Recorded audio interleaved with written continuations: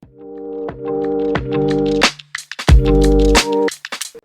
hello नमस्ते जय जगन्नाथ सलाम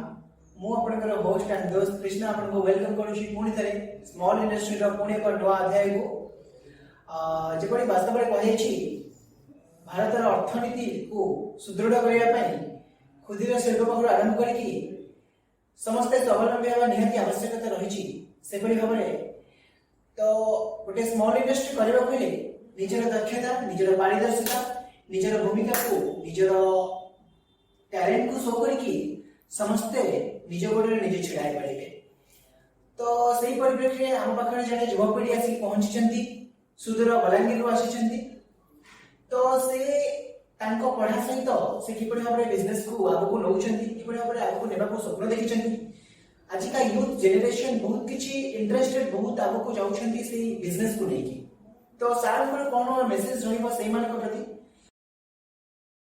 सर नमस्कार नमस्कार welcome to small industry sir आपनकर नाम कोन आछिछंती मोर नाम है अनिल कुमार साहू मु सोनपुर जिल्ला रो जन छात्र अटे और छात्र पढ़वा संगे संगे मु किछि बिजनेस करबा पई इच्छा प्रकाश करथारु आसिली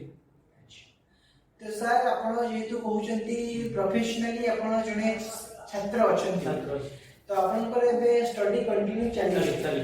ता सहित साइमल्टेनियसली आपण समान भाबरे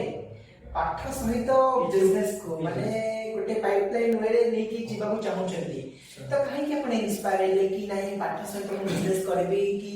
दुई पैसा निजे स्वावलंबी हेबे निजे गोरे निजे छिड़ा हेबे जो पाठ पढिबा को जो पैसा लागुची घर नेबा पडुची विभिन्न प्रकार समस्या निश्चित होइतिबो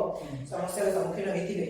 तो काहे कि आपण चाहिले कि जे नाही बिजनेस टा मु करबी मो पाठ सहित मु दिटा को बैलेंस करि पारि सेमति हे परिबो सर सही पर निश्चय काहे कि ना फाइनेंशियल प्रॉब्लम भी अछि आ सब टाइम रे तो घर ऊपर डिपेंड करबा असंभव है सेति लागि मु निज पढ़ार खर्च बाहर करबा पई मु यूट्यूब रे देखली आ दुपाटी रे मु भल लागिला आ मोटा को आसे के देखली भल लागिला आ मशीन टा मु किनली आज अच्छा गोटे मशीन किनली गोटे अगरबत्ती मशीन स्मॉल इंडस्ट्री करेबी निजे गोरे निजे छेड़ा हेबी स्वावलंबी हेबी निज पाठ पढ़ा सहित निज पाठ खर्च चुलेकी परिवार को मध्य फाइनेंशियली सपोर्ट करि पारे जोडिया परे सेमान सहित कि कोन आपण तांकर ऑल स्टाफ मानकर बिहेवियर फैसिलिटीज आपण पाइ परछन सब प्रकार सुविधा सुयोग कि प्रकार पर जोडी मु प्रथमे यूट्यूब रे देखिरो जो दुकानी मशीन ऊपर देखि मते ता बहुत भल लागला आ ता मु किनवा पई इच्छा प्रकाश करी बहुत बड़ तांको व्यवहार भी बहुत बड़ मु बहुत खुशी अछि अच्छा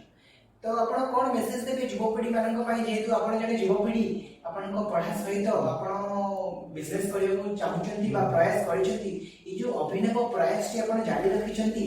आपण से युवपीढ़ी को कोन मेसेज देबा को चाहिबे माने जने जे चाहुचंती बिजनेस करिकी निज पढ़ा सहित बिजनेस करि परिबे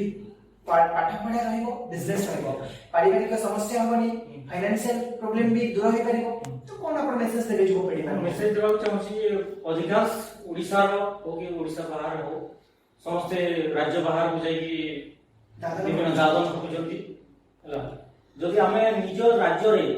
निज अंचल रे हमें जे निज गुण रे हमें छाउ थिबा निज प्रचेष्टा रे जे हमें जदि किछि करिबा गांधी जी कहिथिले जे स्वदेशी द्रव्य ग्रहण करिबा और विदेशी द्रव्य को वर्जन करिबा तेनो तांको जो किछि पद कथा मो हृदय को सरा भल लागला आ जो युवपीढ़ी माने राज्य बाहर दादन खटिबा पई जाउछन सेमने चाहिले निज गुणरे निज अंतर्निहित जो कलाटा अछि ताको प्रदर्शन करि पारिबे आ जो अर्थनैतिक समस्या रही ताको दूर करि पारिबे सारंकर हिसाब रे जति गांधी जी महात्मा गांधी जातिर पिता महात्मा गांधी नेतृत्व रे तत्वबोधन रे सारंक अनुप्राणित होइछंती स्वदेशी वस्त्र को स्वदेशी द्रव्य को